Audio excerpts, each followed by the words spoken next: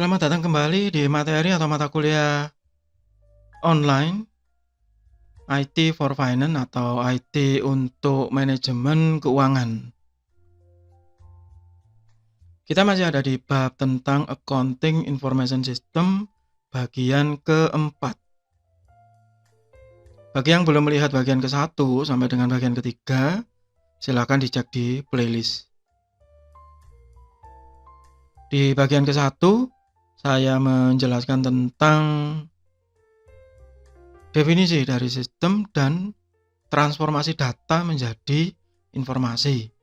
Di bagian kedua, saya menjelaskan tentang informasi dan apakah informasi itu bisa berguna, apa syaratnya. Di bagian ketiga, saya membahas tentang sistem informasi, definisi dari sistem informasi, dan lebih khusus lagi, sistem informasi akuntansi atau Accounting Information System. Di bagian ini, saya menjelaskan tentang fungsi dari sistem informasi akuntansi, khususnya di dalam proses bisnis. AIS and Business Function. Yang pertama, untuk pihak organisasi, seharusnya Accounting Information System ini mampu melaksanakan fungsi untuk mengumpulkan, collect, and store data about organizational activities, resources, and personnel. Jadi mulai dari aktivitas, khususnya aktivitas keuangan, sumber daya atau aset biasanya begitu, dan personel atau sumber daya manusia. Karena di dalamnya ada transaksi. Ya, sistem informasi akuntansi yang lengkap itu seringkali di dalamnya sudah include penggajian. Meskipun masih banyak yang salah paham bahwa penggajian itu sistem informasi akuntansi, bukan, itu menjadi bagian. Jadi saat penggajian dilakukan maka otomatis akan masuk ke akun tertentu begitu, dicatat sebagai pengeluaran misalkan. Fungsi yang kedua adalah transform data into information, enabling, ya, sehingga merubah data menjadi informasi dan membantu pihak manajemen untuk melakukan fungsi utamanya, plan, execute, control, and evaluate.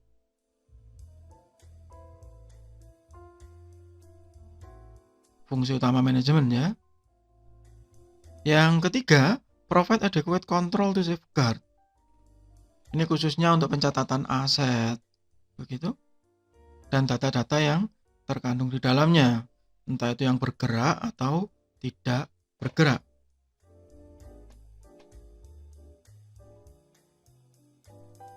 Nah, di bagian sebelumnya disebutkan bahwa Accounting Information System ini memiliki satu sifat unik, ya, satu sifat unik bahwa dia itu bisa diakses oleh pihak eksternal dan pihak internal.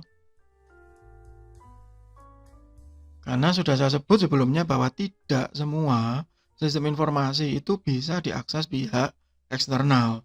Tapi Accounting Information System ini bisa. Business organization conduct business transaction between internal and external stakeholder. Jadi yang saya sebut sebelumnya, bisa jadi itu customer, bisa jadi itu direktorat pajak, bisa jadi itu supplier,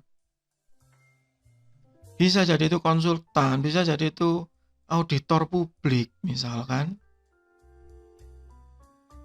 Internal stakeholder are employee in the organization. Kalau internal ini saya pikir kita semua paham ya. External stakeholder are trading partner, itu tadi sudah saya sebut, customer, vendor atau supplier, ya, government, direktorat pajak, perbankan juga. Kalau di dalamnya diterapkan transfer otomatis atau auto debit biasanya begitu. Sudah banyak perusahaan yang menerapkan hal seperti itu, penggajian secara otomatis. Kalau misalnya di universitas ya, seperti di Majung, ya, pembayaran mahasiswa dari bank masuk ke virtual account, otomatis masuk ke sistem akuntansi, misalnya begitu. The AIS capture the flow of information between these users for the various business transaction. Jadi sistem informasi akuntansi ini mencatat semuanya, menangkap semuanya, collecting semuanya,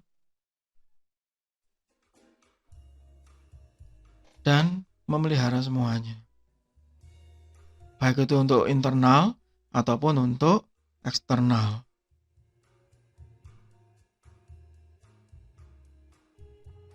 Di dalam bisnis proses yang seharusnya ada di dalam sistem informasi akuntansi, ya, jadi ada internal dan eksternal, yang sebenarnya di situ ada proses give and get. Jadi ada pertukaran data. Misalnya revenue, give good, give service, get cash. Kasir ini yang paling gampang ya. Kalau perbankan ya ATM, teller.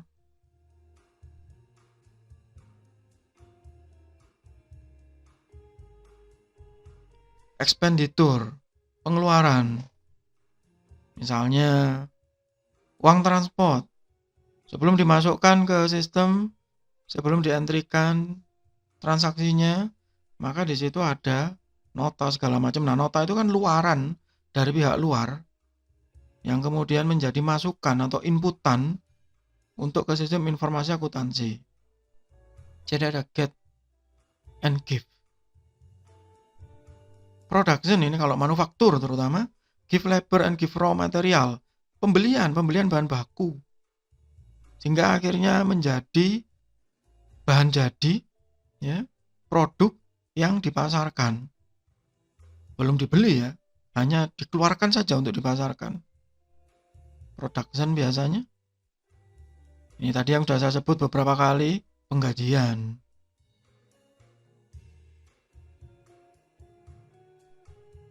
Dan keuangan internal. Nah, sayangnya memang sistem informasi akuntansi ini di banyak organisasi atau di banyak perusahaan itu hanya fokus ke yang paling bawah, financing. Jadi seringkali melupakan payroll, seringkali melupakan production, seringkali melupakan revenue dan expenditure. Nah, hal ini biasanya terjebak karena pemahaman yang salah. Bahwa sistem informasi akuntansi itu hanya mencatat proses akuntansi. Tidak. Sebenarnya kalau ada proyek gitu misalnya outsource, sistem informasi akuntansi, nah itu harusnya besar sekali loh ya. Tapi malah di banyak pihak itu diremehkan. Walah mas cuma buat akuntansi aja kok mahal sih. Nah begitu. Itu yang banyak terjadi ya.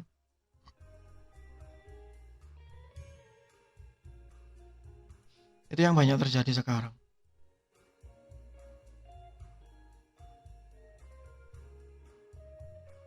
Yang terakhir dari bagian ini adalah strategi. Jadi seharusnya kalau accounting information systemnya tadi baik, maka dia bisa dijadikan bagian dari strategi organisasi.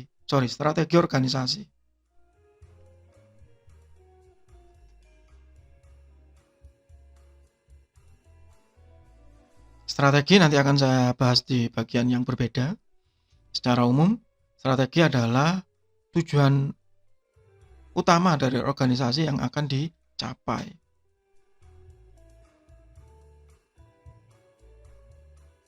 Nanti ini dibahas di bab yang berbeda ya. Once an overall goal is determined, an organization can determine action needed to reach their goal and identify the informational requirement necessary to measure how well they are doing in obtaining that goal. Nah, jadi waktu strategi tadi dijalankan mulai dari visi, misi, ya maka nanti akan kelihatan apa yang harus diperbaiki, apa yang harus direvisi dari strategi tersebut. Berdasarkan apa?